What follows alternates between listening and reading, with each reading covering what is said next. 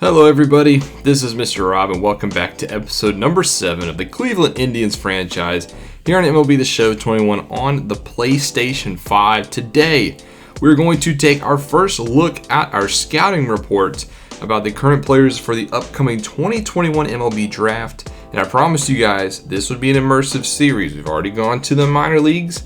How about today we take a look at college baseball? Yes, we're going to take a look at some of the NCAA prospects, specifically the blue chip prospects. So if you're excited for this one, make sure you leave a like and subscribe down below, especially if you want more franchise content. TCU and Texas Tech is the first matchup. Now, a little bit of a disclaimer. I tried to use the real parks, so I downloaded Texas Tech's real park, TCU's, all the teams you're going to see today. However, I realized that when I player locked players, it did not load the correct ballpark, even if I had it assigned to them in stadium assignments. So that's why you're seeing like the Tech Center, and then later you'll see a ballpark in the middle of a canyon. So I'm sorry about that, but nothing really I could do with the player lock.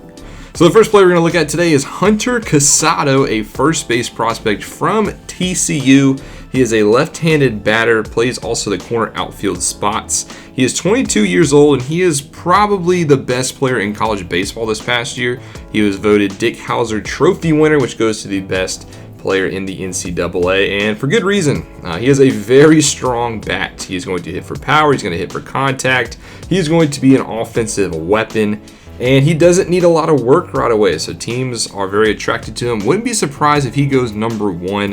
His MLB ETA is currently 2023, so that is within the next 2 or 3 years. So you'll be getting instant gratification for your pick from Hunter Casado. A couple of cons, though, is his defense. I could see him, specifically if he is drafted by an American League team, just being a future DH role. His defense is not very strong, even for being a corner outfielder. He is not very fast, so he was just probably going to be your DH. I mean, you can see he's a little, I wouldn't say he's heavier, but he is strong. He is buff, so his speed does falter a little bit. He is 6'5", but I do think Hunter Casado, if selected number 1, will be a very good selection. He will definitely help a ballpark in the future. As you can see, TCU routing at Texas Tech in this one. Despite TCU probably not making the College World Series, Texas Tech probably will. Also love Texas Tech's pinstripes, but TCU comes out on top of this one. Hunter Casado did a part, but like I said, one of the best prospects in the draft. You can see they won 8-0. Casado went 3 for 5 in this game with a double. Here's take a look at his card. You can see the offensive stats, while the defensive side is a little bit on the weaker side. So we're going to stay with this series though between TCU and Texas Tech, because there's a closer on Texas Tech who could have a future as well. He's a very good blue chip prospect. His name is Ronald Castillo, and as you can see, I do load in Texas Tech's ballpark here. Dan Law Field at Rip Griffin Park. I love the stadium feature. I just wish it was a little bit improved, like with the bugs and stuff. But this is Ronald Castillo from Texas Tech via Philadelphia, Pennsylvania. He is a left-handed closer at 22 years old, and he does a very good job of striking out batters. Obviously, you don't sell with this long ball, but he can get the job done. He will limit the hits, and he is clutch. So I think Ronald Castillo is a very good closer. He got off to a little bit of a shaky start in this season. Part of the reason why, as you see right here, he can be prone to the long ball. So that's not what you like to see out of a closer, but I mean, he can keep him under control. He can limit the hits, but can he limit that long ball? Also, probably another negative, he is 22 years old and will need some work, so I don't really know how long it will be until he does reach the major league level, or what his age will be when he does get there. He'll probably be in his mid to late 20s already, so I don't see him getting that one just long-term mega extension. But if you have a solid closer on your team, you can go far, and I think Ronald Castillo, despite this struggle outing against TCU, has a chance to be that closer. As you can see, TCU also won this game thanks to this little bit of a 9th inning rally. But Ronald Castillo, a solid prospect. He is a left-handed closer as well, something you don't really see a lot, I feel like, in the majors. But here's take a look at his player card in a minute. You can see some of the high stats. You can see some of the low stats. But pretty solid across the board. He already is apparently a 60 overall. But he is also a prospect that you want to see. He has a 4-seam fastball, a splitter, a changeup, and a fastball. And he does throw pretty solid speed, so he does have a little bit of velocity. He has solid break. He's still a good pitcher despite the highlights that were shown. So now we're going to take a look at the Battle of Los Angeles, UCLA Bruins and the USC Trojans. There's a couple of players here we want to look at Dido Field. Firstly, for UCLA is third baseman Clayton Keys. Clayton Keys was a very solid player for UCLA. Part of the reason why they were part of the best team in the Pac-12, arguably the best team in the West of college baseball. He is a right-handed hitter, right-handed thrower. He plays both corner infield spots, predominantly third base. He is from Santa Clara, California, so stayed within the state. He does have an ETA of 2025 plus, so also a little bit on the long side. And he is also 22 years old, so you could say that is a potential con. He also does need a lot of work. Despite the fact that he just came out swinging with a leadoff home run, there is plenty for Clayton Keys to improve upon. As he also really doesn't have a standout trait. I mean, he's pretty good at everything, but you'll see on his player card, not a master at really anything. You can see he does have some pros though, so I'm not just trying to slander Clayton Keys. He does hit pretty good contact. I can see him being a 260, 270, 280 hitter. Not really sure if he'll ever be just that 300 plus hitter.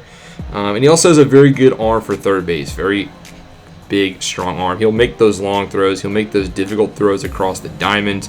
So he can play third base. It's not just like he's a corner infielder shoehorned into a DH spot. I do think, unlike Hunter Casado, he will have a future on the defensive side. And like I said, he is solid across the board. It's not like he's bad at everything. He just doesn't really have that one standout trait that I feel like you would look for in a blue chip prospect. I do think he has the time to develop that trait, so it's not like no hope is lost. So Clayton Keys did fall to us at our pick in the draft. I do think we'd have a hard time passing on him, as he is a blue chip prospect. You don't like to miss out on those blue chippers. UCLA did win the first game of this series in USC Stadium thanks to a 3-1 score. He was your player of the game, went 2 for 4 with that solo shot to start off the game. As you can see, just pretty low on most parts, so he is going to need a lot of work. 22 years old, has potential. It's just how long do you want to wait on that potential? I mean, he's not going to be a guy who just comes in and contributes right away. Now we're going to stay on this series, and we're going to flip to USC side because they have our first pitcher, starting pitcher that we want to look at. His name is Donnie Gagnon, and he really showed out in this game. Did a very good job starting. You will see that in a minute, but from Los Angeles himself, he decided to stay home and play for the Trojans. Had a very, very good season. Probably the best pitcher on the West Coast. He didn't win the Pitcher of the Year award. We'll touch on that player in just a moment, but Gagnon was on fire. I mean, literally, he was throwing some gas. Like, Donnie Gagnon has an absolute rocket front pitch. You can see some of his pitches getting up over the 100 mark. He throws straight gas, which is going to lead to a lot of Ks. He had a lot of strikeouts in this game, and he will just blow that fastball by some hitters. That being said, though, he also has some breaks, so it's not like he's just a one-trick pony on the fastball. He throws a two-seamer, a four-seamer, a slider, and a curve, and that slider and curve has some break. You can see right there, look at that curveball. It does move a lot, especially when you're throwing 100 miles an hour. If you can have a nice curveball to compensate that, I do think that is the key to being a long-term pitcher with some speed. And you can see he's getting a lot of grounders, getting a lot of swings and misses with that curveball. Here's Clayton Keys. He can't catch up to the high 102. Donnie Gagnon throwing some straight fire. Despite the fact he throws some very fast pitches, he does limit the home runs pretty well. You would think with somebody who throws very fast, if a batter can get a hold on it, they'll take him pretty far. But he does have pretty good limit of the home runs. He can get rocked though. I have seen a couple of times where his confidence can get rocked. He starts giving up a lot of hits in a row. But as you can see, 15 Ks in this one. But overall, I think he's a very solid pitcher. He might be my favorite pitching prospect. You can just see across the board. I really like Donnie Gagnon. I would love to add him to Cleveland's organization for the future. He's also only 20 years old with a 2024 ETA, so you wouldn't have to wait that long for him. Now we're going to go back to the east side, go for to specifically the SEC conference for the rest of this little video. And the first one we're going to take a look at is from the Ole Miss Rebels. We're actually going to see a lot of Florida as well. We'll touch on more on the Florida Gators prospects in a second. But here at Swayze Field, specifically want to focus in this game on Ole Miss Rebels starting pitcher Dante Upshaw, a right-handed pitcher from Missouri. He was courted away from teams like Missouri and Arkansas and decided to come to Ole Miss for Oxford. First of all, little side note, love the baby blue uniforms. You know, I had to recreate those. As soon as I found out Ole Miss had baby blues, they were wearing baby blues in this episode. But back to Dante Upshaw. He throws a four-seamer, a changeup, a cutter, and a slider. And he is 20 years old, so a little bit on the younger side. Won't be MLB ready right away like Donnie Gagnon and like the pitcher you will see after this one for Florida. But, I mean, he has a lot of potential. He also has that very good speed break combo that Donnie Gagnon has. And he can control the hits. He is a little bit more prone to the home run ball than Donnie Gagnon, but Dante Upshaw can limit the hits. He can put together some quality outings. I look at him as a potential like 3-4 pitcher in the rotation. I don't necessarily know if he will be an ace. He definitely has ace upside. That is why he is a blue chip prospect. But I think realistically he's going to be that number 3 pitcher, maybe that number 2 pitcher, number 4 pitcher, nice solid middle of the rotation guy. He's going to get out there and get you some wins. But like I said, good speed, good break. However, he doesn't have the trifecta. Sometimes his control can be an issue. He'll walk some batters. But if he can get that honed in, he has a very solid future as a starting pitching prospect. He is a righty. But he led Ole Miss to a College World Series playoff berth. So, where it looks like at this point they're going to reach the College World Series. Obviously, we're still in conference play, but I would not be surprised if Ole Miss is in the tourney. They should make it actually pretty far. They do lose this game, however, to Florida. They're one of the best teams, if not the best team in college baseball. 1-0 though. So Dante Upshaw did his job in the pitching role. Here's a look at his card. 55 overall already, 80 potential. You can see his across the board. Some stuff he does need work at, however. Now we're going to stay with Florida for a little bit. The Gators, here's that game out in Swayze Field in the middle of the canyon now. But Florida has a trio of blue chip prospects. Starting off with their offensive prospect, Ronmon Marlin via Maryland. So he came down to Florida. He wanted to play for a powerhouse team in the SEC and decided to accept the college offer from Florida as soon as he got it. So the story with Ronmon Marlin, he is 20 years old. He is also a switch hitting batter. So our first switch hitter of the episode. He is a very, very good defender. He has elite defending ability. He primarily plays center left field, but he will play all parts of the outfield. He has a very strong arm. Runners are going to have a hard time testing him in throws to the plate tagging on him. He's also got some good speed. So Ron Marlin's got the tools. He's got the athleticism. However, his bat does need a lot of work. Both contact and power. You saw in that Mississippi game, he had a hard time hitting the ball. And then here in Vanderbilt, he also had a hard time hitting the ball. So Ron Marlin is definitely more of a defensive player. He's going to get on base. He's going to, help you in the outfield. We've seen that be successful, but he's not going to wow you at the plate. I see him maybe being like a 230, 240, 250 hitter. It just depends. Do you really take him because of his defensive upside? He also needs to get a lot of discipline at the plate, work on his vision. He took a lot of looking strikeouts in this episode and a lot of looking strikeouts in this scouting report. I don't think he got on base between the two games that we watched, but that's not a knock against Ron Marlin. He does have that defensive upside you can see here, but the bat, don't think it's ever really going to be elite. Now we're going to switch over to the pitching side for a couple of pitcher prospects for Florida, and this is where they really shine in my opinion. Now we're actually at real Charles Hawkins Field for the Florida Vandy game, and they have a pair of pitching prospects. We're going to start off with the starting pitcher. You kind of have to group them together because the first one is Mariana Portillo. He is a starting pitching prospect, left-handed, via Savannah, Georgia. And we'll touch more on that Savannah connection in a minute. But Mariana Portillo, National Pitcher of the Year. This guy is your favorite to be the first pitcher on the board. He is probably everybody's favorite pitching prospect. Mariana Portillo has filthy stuff. He has a very good fastball, a very good changeup. He has that trifecta that I look for in a pitcher. He has good velocity, good control, and good break. If you have those three characteristics, you can go very far as a pitcher, and Mariana Portillo has those already off the rip. He also has the shortest upside to the majors. He's only 20 years old, and a lot of prediction analysts think he's going to be ETA by 2023. So you're talking by the time he hits 22-23, Mariana Portillo should be MLB ready. That is very good, especially for a team like some of these rebuilders like Detroit and Baltimore who need to rebuild, and they've been rebuilding for a long time. Portillo should really help you speed up that process. I think he would be great in a Cleveland uniform. Unfortunately, I don't think he'd fall to Cleveland. But, I mean, Mariana Portillo, he is that one can't miss pitcher, I think, in this draft class. If he did have a con, though, I do think he doesn't have a lot of variety. He has a 4-seamer, a 2-seamer, and a changeup. So some of the elite batters could probably lock onto that. I do think he needs to develop probably a 4th pitch. Probably needs more like a curveball, a slider, something with a little bit more left to right movement. But I do think his 3 pitches are elite. So that's pretty good of Mariana Portillo. He stuck to 3 things and mastered them. Now, the second half of this Florida episode was Peter Santos. He is the other pitching prospect of this Florida duo. He is the closer to Portillo's starter.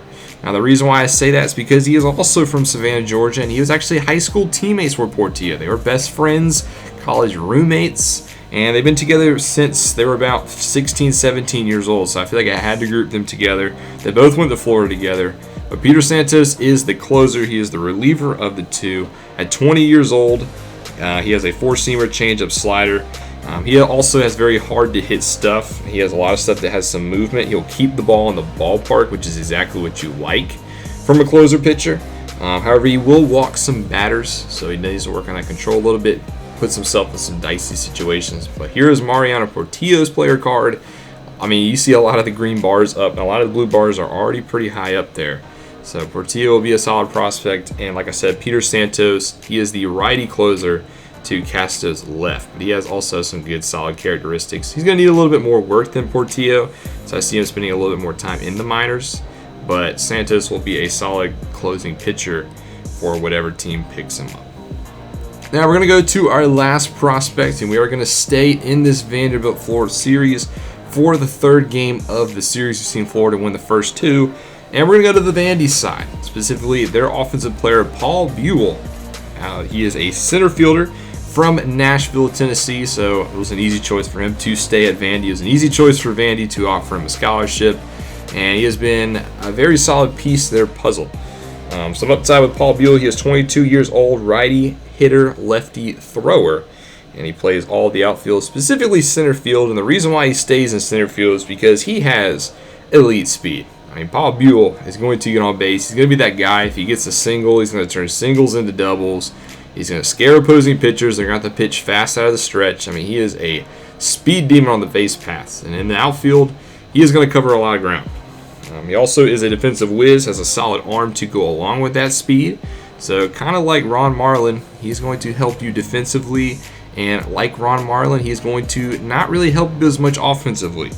He has very limited upside. I would say his offensive upside is probably lower than Marlin's, which is kind of saying something. So I think he will probably be more of that 220 hitter, just more of that defensive specialist you look on in the outfield. And he also has had some injury problems in college. His average injury history, he's got hurt this season, got hurt last season.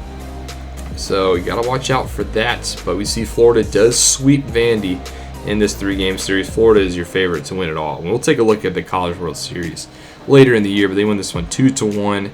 Here is Paul's player card. You see right off the rip that 80-80 speed steal. Like I said, menace on the base paths. Somebody you don't want to get on base, but he does need to do a lot of work in the other categories. He wants to be just more than just a Gold Glove outfielder. Well, that's going to do it for the blue chippers in this episode. There was a couple other ones, but I decided to focus on the college ones. So let me know what you guys thought. Next episode, we will get back to our Major League club with a couple of home series against the Chicago White Sox and the New York Yankees. But usually in the past, like for my Astros series, I did about 5 blue chippers in an episode, but I went with 9 this time. It took me a lot longer to make and record, but I want you guys to be immersed in this. I want you guys to get deeper in this franchise. I want to make it the deepest and best MLB franchise on YouTube. So let me know what you guys thought below. Which was your favorite blue chip prospect? Who would you like to see the Indians target? But that's going to do it for me in this one. Thank you guys so much for watching. Make sure you leave a like and subscribe down below. Make sure you support the channel. I love you guys. This is Mr. Rob, and I'll see you in the next one.